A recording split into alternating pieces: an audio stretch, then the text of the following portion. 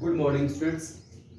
हम लोग पढ़ने जा रहे हैं क्लास 11th की मैथमेटिक्स में कोऑर्डिनेट ज्योमेट्री में एक्सरसाइज 10.2 क्वेश्चन नंबर 11 यहाँ पर सॉल्व करने जा रहे हैं। आप कह रहा है कि a line perpendicular to the line segment joining the points 1 0 and 2 3 divides in the ratio 1:n। Find the equation of the line.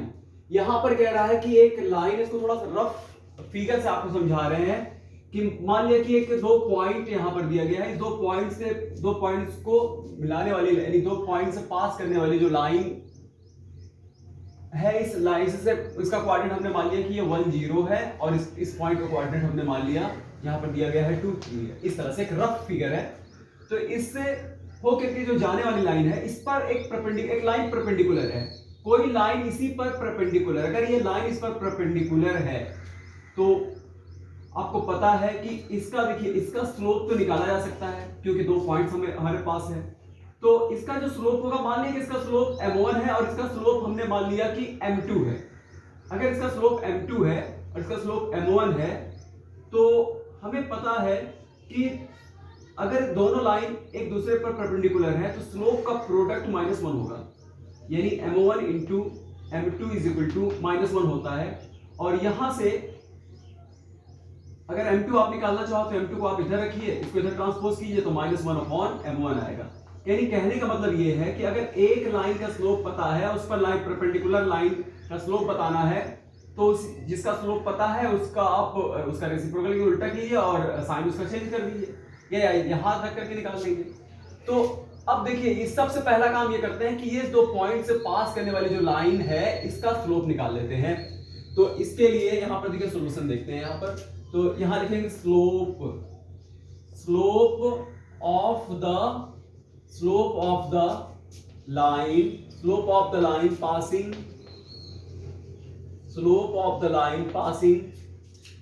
Through the points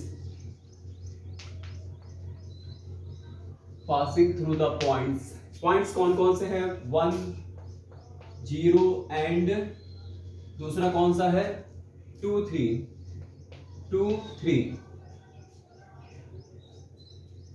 तो slope of the line passing through the points, तो हमने इसका मान लिया slope, इसका slope m1 है। तो formula क्या होता है? y2 - y1 upon x2 - x1। तो ऐसा करते हैं। अब यहां पर देखिए, ये x1 y1, ये x2 y2। तो y2 की जगह पर रखेंगे 3 और यहां पर रखेंगे 0 और यहां पर रखेंगे 2 - 1। अब यहां पर ये क्या हो गया? ये 3 आया, ये 1 आया, यानी इसका स्लोप 3 है। तो इसका स्लोप 3 हो गया। अब इस पर जो लाइन परपेंडिकुलर है, इसका स्लोप, इसका क्या होगा? इसका रेसिप्रोकल होगा, इसका उल्टा होगा, यानी 1/3 होगा। 1/3 होगा और ये पॉजिटिव है तो ये नेगेटिव होगा। ऐसे ही बताया जा सकता है। तो या तो इसको थोड़ा सा लिख देते हैं, लेट m। चलिए इस वाली लाइन के स्लोप को हम m2 ना मान करके इसका स्लोप को m मान लेते हैं। Let m be the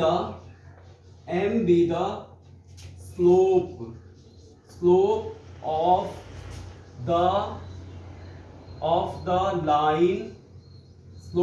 the line. किस लाइन? स्लोप ऑफ इस लाइन का स्लोप इस लाइन पर परपेंडिकुलर। तो इसके लिए क्या लिखेंगे?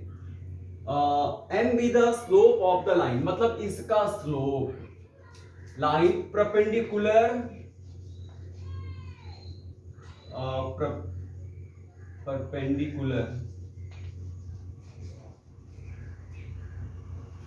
या थोड़ा सा इसको ऐसे लिख देते हैं, थोड़ा सा और आपकी समझ में आ जाए। तो slope of the line which perpendicular, यहां पर ये लिखना ज्यादा अच्छा है कि इस लाइन जो इस पर परपेंडिकुलर है, विच परपेंडिकुलर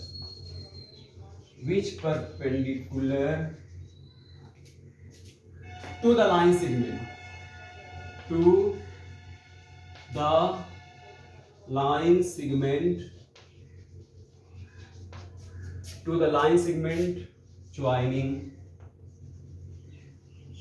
joining points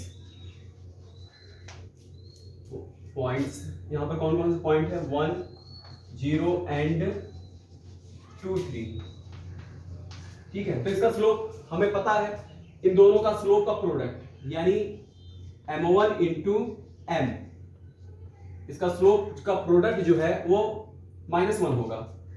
तो हमें m निकालना है, तो इसको इसकी वैल्यू कितनी है m1 की, m1 तो निकालना है, m1 क्या है 3 है, 3 माइनस 1 इसकी वैल्यू रख दिया, और यहां से हमने m की वैल्यू जब निकाल लेंगे यहाँ पर m की वैल्यू, तो ये -1/3 हो जाएगा।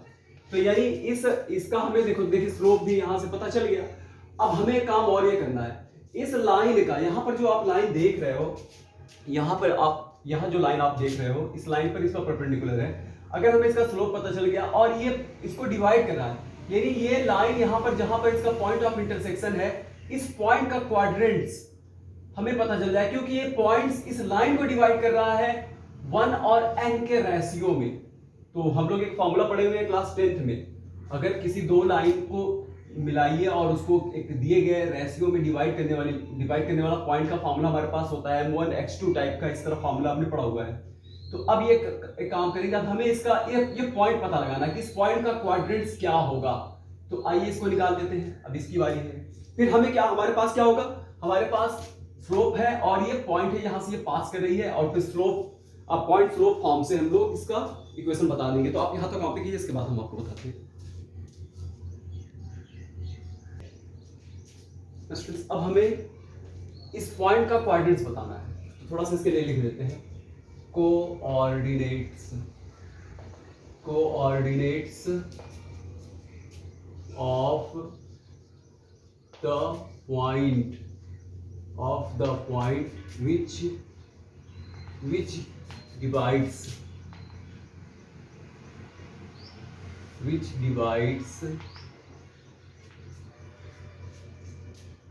the line segment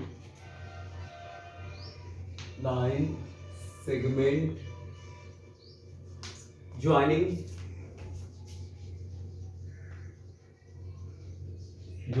the points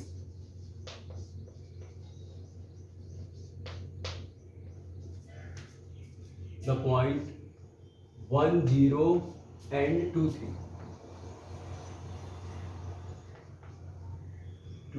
3 in the ratio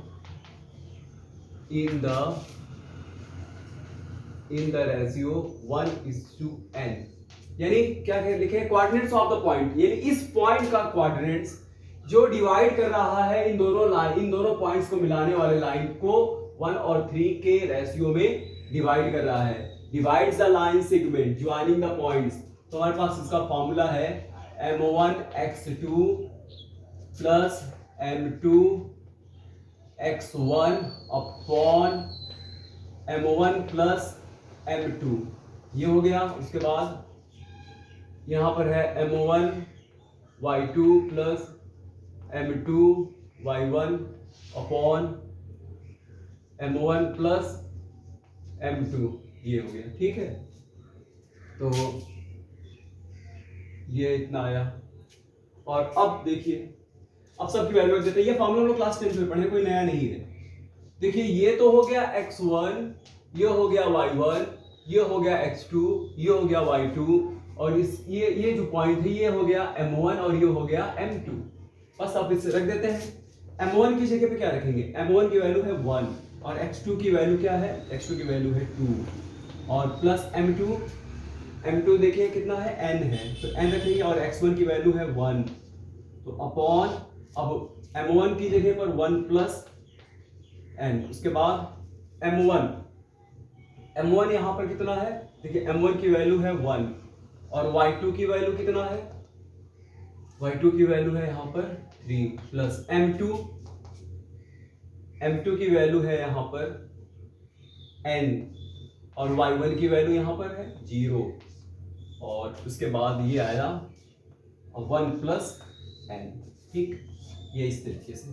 अब इसका कर देते हैं मल्टीप्लाई, हो गया 2 प्लस n और ये हो गया 1 प्लस n, और फिर ये हो गया 3 और प्लस 0 और 1 प्लस n। तो इसका मतलब ये निकल आया 2 plus n upon 1 plus n और 3 1 प्लस n। यानी कहने का मतलब इस पॉइंट का कोऑर्डिनेट्स हमने निकाल लिया। इस पॉइंट का कोऑर्डिनेट्स क्या है? इस पॉइंट का कोऑर्डिनेट्स है, इस पॉइंट का 2 plus n upon 1 plus n और उसके बाद कॉमा 3 1 प्लस n। यानी अब देखिए ये लाइन जो है इस पॉइंट से पास कर रही है और दूसरा इसका स्लोप भी हमारे पास है, इसका स्लोप भी पता है, इस पॉइंट भी पता है। तो यहां रखेंगे पॉइंट स्लोप फॉर्म, यानी इस स्टैंडर्ड इक्वेशन का यूज करके इसका लाइन का इक्वेशन बता देंगे। तो अब तो यहाँ कुछ नहीं रह गया। अब इसको आप थोड़ा सा कॉपी कीजिए, इस वाली रेसिपी आप तुरंत आपको बता देते, इक्वेशन लिखना है बस।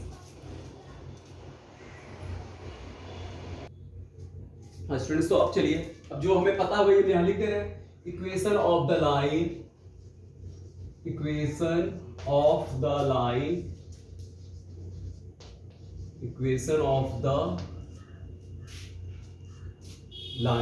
passing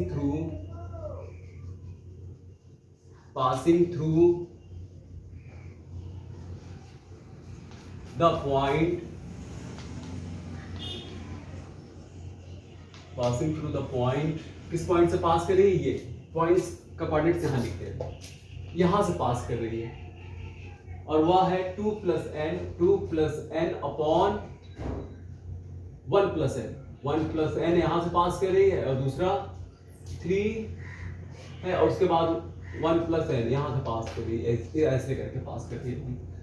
इसका स्लोप भी दिया गया है ना, स्लोप भी हमारे पास है विथ स्लोप, जिसका स्लोप -1/3 है। बस अब स्लोप पता है, वो पॉइंट पता है, तो इक्वेशन का स्लोप ये फॉर्म ये होगा y minus y1 is equal to m और ये हो गया x माइनस x1। तो ऐसा करते हैं, यहाँ पर रखेंगे y और y1 की जगह पर ये देखिए ये x1 है ये y1 है, तो यहाँ आएगा 3/1 प्लस n और m की जगह पर -1/3 ये m है और ये x हो गया और ये x1 की वैल्यू है 2 प्लस n और 1 प्लस n। अब ये उतना हो गया और अब ये हो गया y माइनस 3 1 प्लस n। काम ये करते हैं, इसमें कर देते हैं, इसका मल्टीप्लाई कर देते हैं, ठीक है, थोड़ा सा इजी हो जाएगा, क्या मतलब एक लाइन बढ़ जाएगी, ठीक है। इसमें कर देते हैं मल्टीप्लाई, तो ये हो गया 3y और माइनस ये हो गया 9 1 प्लस n। अपने जनरल फॉर्म में लिखना इसको लिख दीजिए, माइनस से मल्टीप्लाई किया माइनस x हो गया और plus 2 plus n 1 plus n, ठीक है, इतना हो गया। अब देखिए 1 प्लस n से दोनों तरफ डिवाइड कर देते हैं, तो इसको ऐसा करते हैं y इसका ऑप्शन बना देते हैं 3 और 1 प्लस n जो मल्टीप्लाई इसको हमने यहाँ लिख दिया और इसको लिख दिया y यहाँ पर, और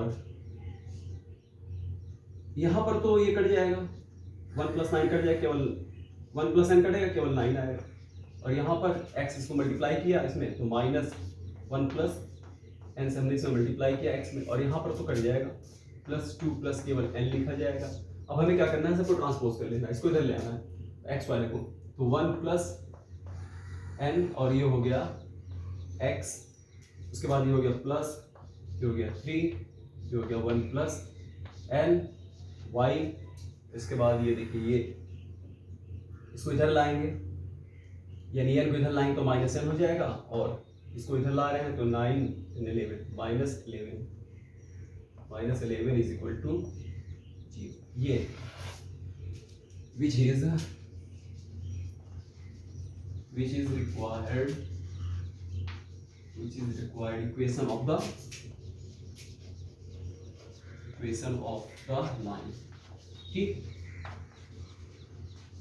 ये तो ये थोड़ा बड़ा है, बड़ी प्रॉब्लम है, लेकिन है आसान, इसको आप अच्छे से समझ लीजिए, उसके बाद आपको नेक्स्ट कराएंगे। Thank you.